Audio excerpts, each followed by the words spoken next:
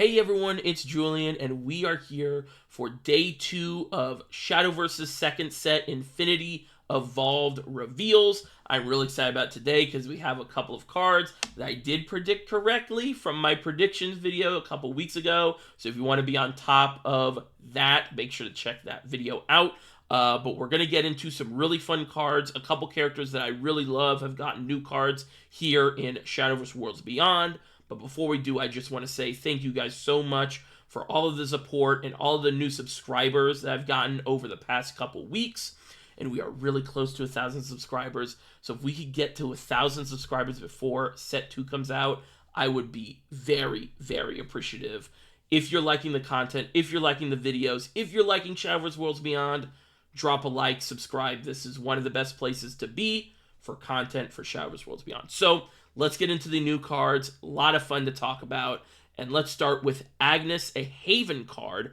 So Agnes in the original game was an 8-drop 4/5 with Storm, and she would basically, her cost would get reduced every time an amulet was destroyed. But if it was specifically a tree amulet, which is like an old archetype back in the day, it was 2 costs that she got reduced by. So she came down very fast as a 0-cost 4/5 Storm, and she was nerfed. Very, very, very strong card. And she's coming in with a kind of new design, which is interesting, because if we think about Lamaga, right? Lamaga came in and did not bring her old archetype at all. So it's really interesting to see all of these old characters coming in, being a little reminiscent of the old, stuff, right? Like Agnes you still want amulets, you still want to play with amulets, but not being so focused on a specific archetype, which I think is really cool. I think that lets them have a bigger design space, because it really seems like they're setting us up with 2 to 3 archetypes per class, and then they're going to support those archetypes instead of adding a new archetype like every set, if that makes sense. But let's get into the actual card. So Agnes the Swiftblade 5-drop 3/4 Storm. Strike if there are at least 2 allied amulets on the field. Destroy a random enemy follower other than the opposing one. So the way this is going to work is if you play her, you have 2 amulets, and then you swing into a follower, it's going to pop another follower, not the one you are swinging into.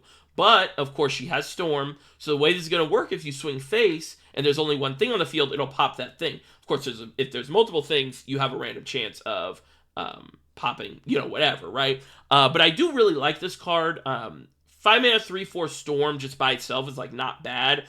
A lot of Haven decks are already going to be playing probably the good amulets, like the Draw Amulet, Beast Call Aria, or whatever it's called in this game, the one that summons the 4/4 Tiger. And then probably even like Darkhaven Grace. So I could see this card, cards that say Storm are usually pretty good, and, you have a chance to just pop something, right?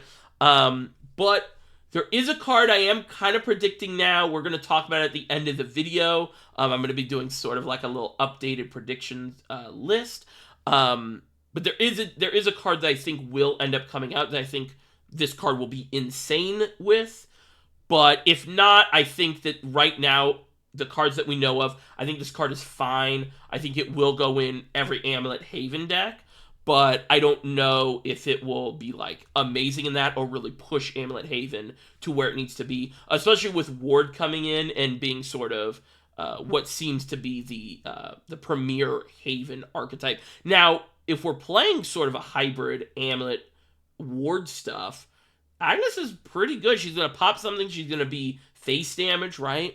So we're going to have to kind of wait and see. But, yeah, love Agnes. Love this art. And they might bring in another character that she's related to. We can maybe talk about that in our little predictions segment at the end of this video. But there is a character she is very closely tied to. It's a portal card that we might get. So that's Agnes. Let me know what you guys think about this card. I think it's fine. I think it's okay. But I'm interested to see what more amulet support we get in this set, right? Next card is a card I am really excited to talk about. Sharon, of course, I predicted her. She is in that trio of Cerberus and Orthrus. And we also got those sleeves leaked. And I'm like, that's Sharon, What's interesting is it's a different artist. It's not LM7, but this artist did a really good job emulating that art style. but let's talk about it. I love this card. 5-drop 4/4 Legendary Abyss Follower. On play, she's going to reanimate 2 and reanimate 1.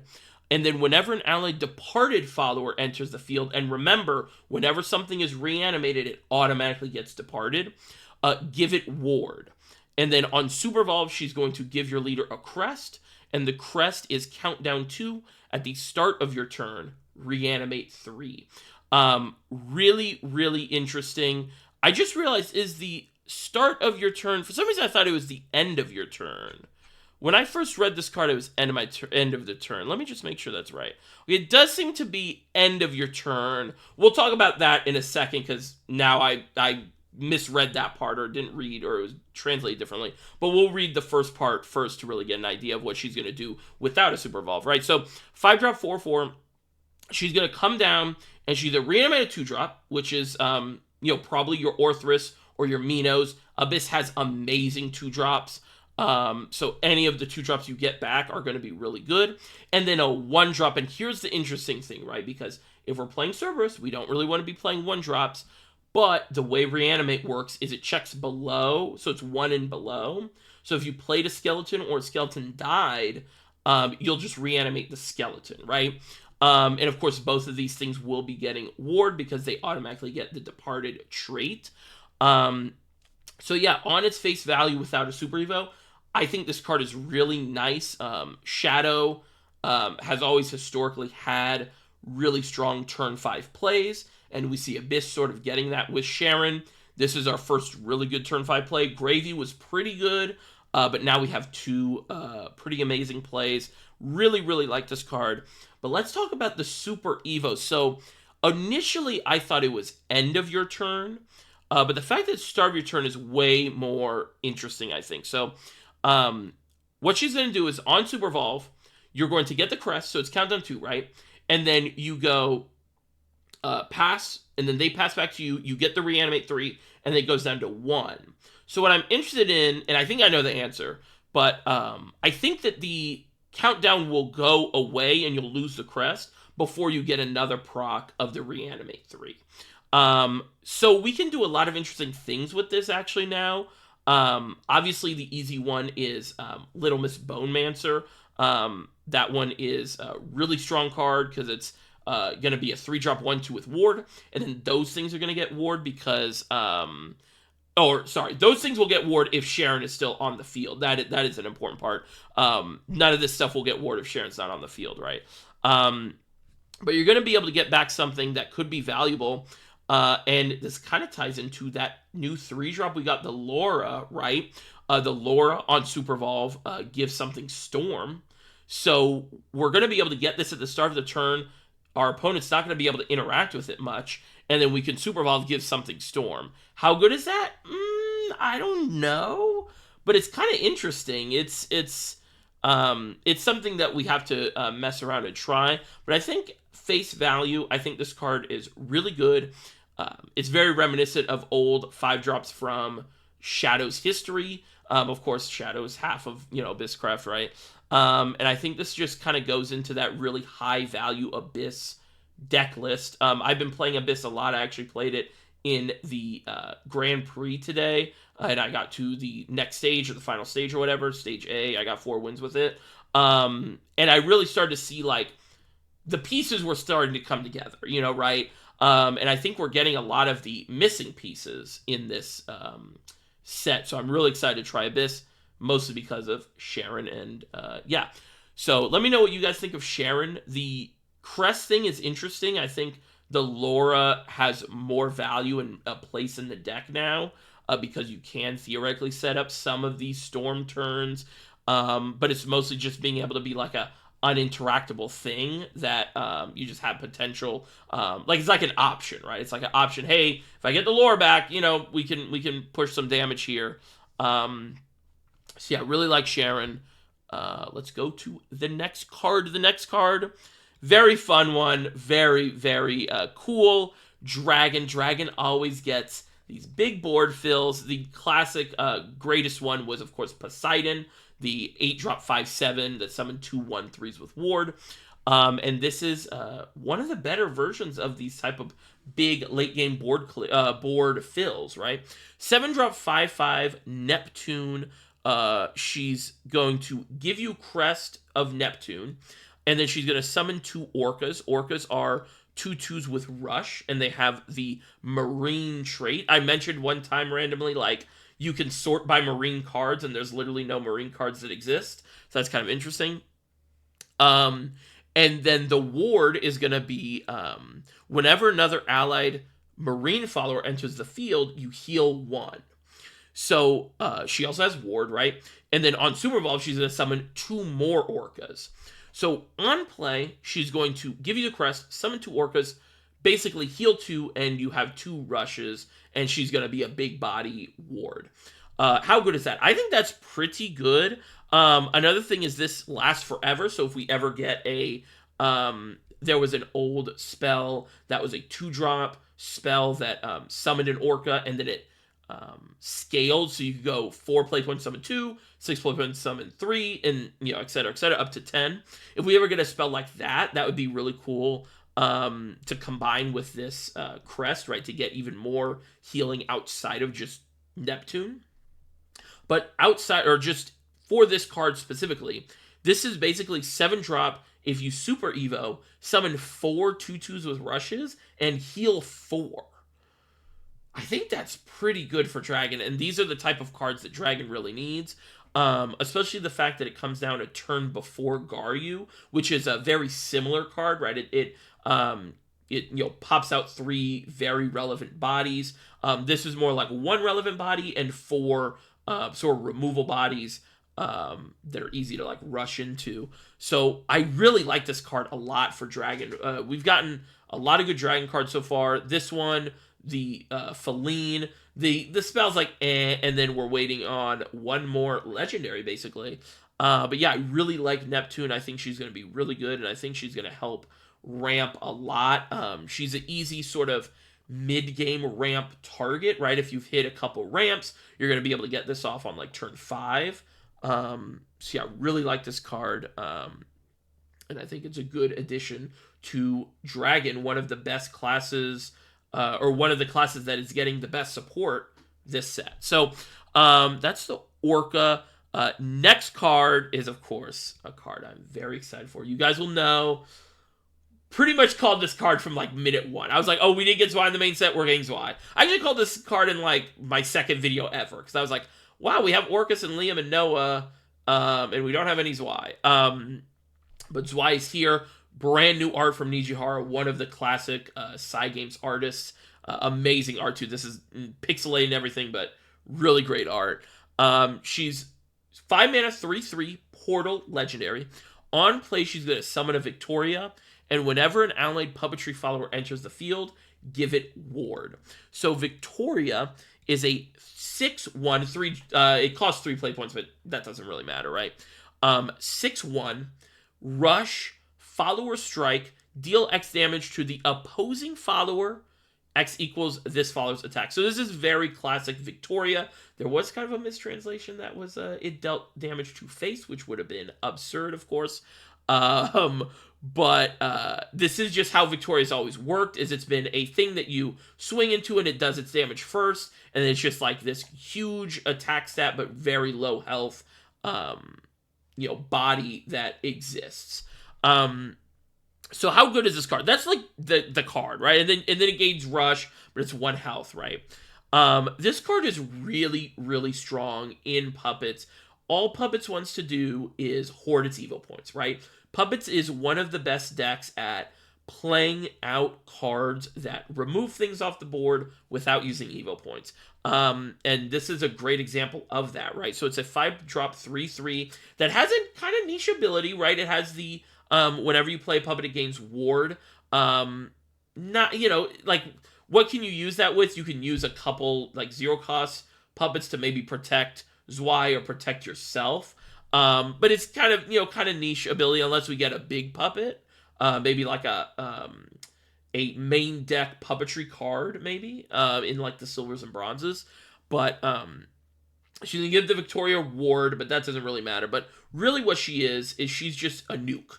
Like, Victoria's going to come down, deal 6, And if they're under 6, then Victoria lives. But if they're over 6, she's going to do 12, basically, right? Because it's going to do 6 and then 6 again.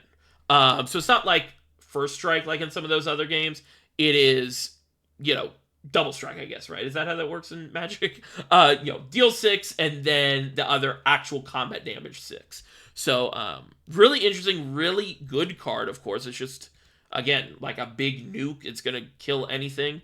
Very reminiscent of the other Zwei legendary we got from the first game. Just very basic, but good card, right?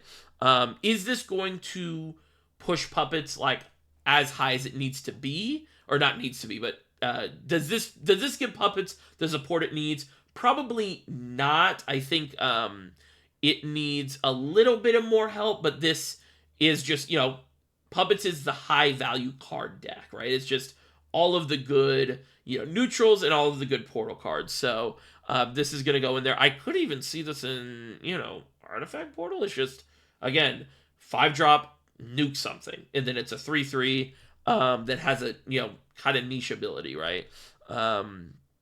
So yeah, really like Zwei. Another thing to think about is if it lives into the Orcus turn, all of your things that go face get ward as well. So it's like, can't get to the Orcus, so that's kind of interesting. But you're going to want to blow this up before Orcus comes down. So yeah, those are the cards for today. We're getting really close to, finishing the set of reveals of golds and legendaries. Bronzes and silvers will come out that night when they update the portal. I will be doing a stream going over every card and stuff like that. That'll be a lot of fun.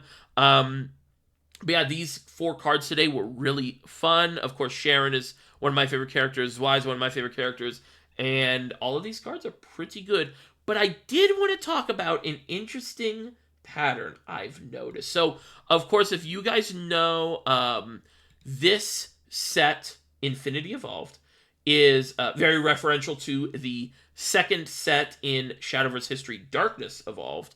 And I've noticed that every class so far, besides Portal, because Portal did not exist at that point, has gotten a card that they got in Darkness Evolved. So let's look at Forest, right?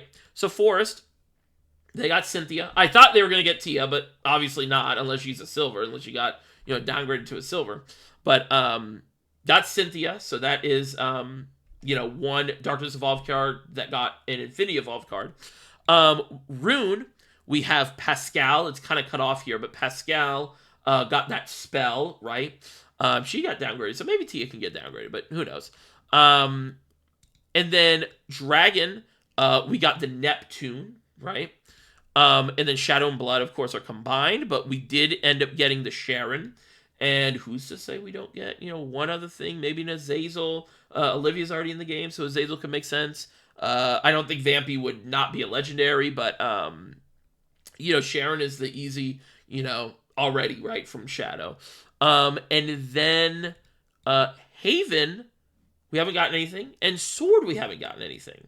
So, Sword, I could see, and again, this is could all just be a coincidence. I think there is some sort of, they are referencing Darkness Evolved, because you wouldn't call the second set of Worlds Beyond Infinity Evolved and not know, oh, wow, Darkness Evolved was the second set too, right? And also, some of these picks, Cynthia's, I like Cynthia, but, kind of out there pick, especially when we had Tia on the board and Liza on the board. And same with Neptune, right? Neptune is a very sort of okay, but she always gets her flowers every now and then. So, but Sword, who could they do for Sword? I think Sarah the White Paladin. Sarah is her name because she got a new version later on, and her name is Sarah. White Paladin could get a card that would be interesting. We could, of course, see classic Leonidas, maybe even an Alex. But the one I do want to talk about most is Haven. Haven has a lot of cards that it could get. We did, you can kind of see we got the Beast Call Ari already in set 1. We got the Seraph kind of in set 1 as well. But, and you guys know I've been predicting this card for a while for Shadowverse Worlds Beyond. The Elena's Prayer. Could we get the last Haven Gold is an Elena's Prayer reprint? They have been, basically almost reprinting some of these old classic cards, right? Like Roach's A little nerfed, right, and a little different, but very similar to the old Roach. They've wanted to put in a lot of these classic archetypes in immediately to build upon, it seems like. So, Elena, could we get a one of the most classic Haven archetypes in set 2? I think this would really help Agnes, and I think it would kind of make Wardhaven a little insane, So, but that is sort of my random prediction, late game prediction. I do think we're going to get Elena here soon. If not, then that's fine. But there is just a lot of heal stuff and amulet stuff that I'm not really seeing the through line for, right? Maybe they think Darkhaven Grace is sort of that like middle ground of like it heals you and it buffs something, but that's not really. Elena is the payoff for healing, right? That's like Darkhaven isn't the payoff for healing. It's just a good card, So we'll see, but yeah, I'm really excited about the set. I think so far, I don't know what my favorite card is, but I think Zwei is up there. I think Sharon is up there as well. But yeah, all right. Thank you guys for watching. I hope you enjoyed the video. Let me know if you guys have any ideas of like predictions. We're getting very close to the end. Most classes only have a couple cards left, but if you guys have any, shots you want to take, let me know in the comments, and I will talk to you probably tomorrow. All right. Have a good one. Bye-bye.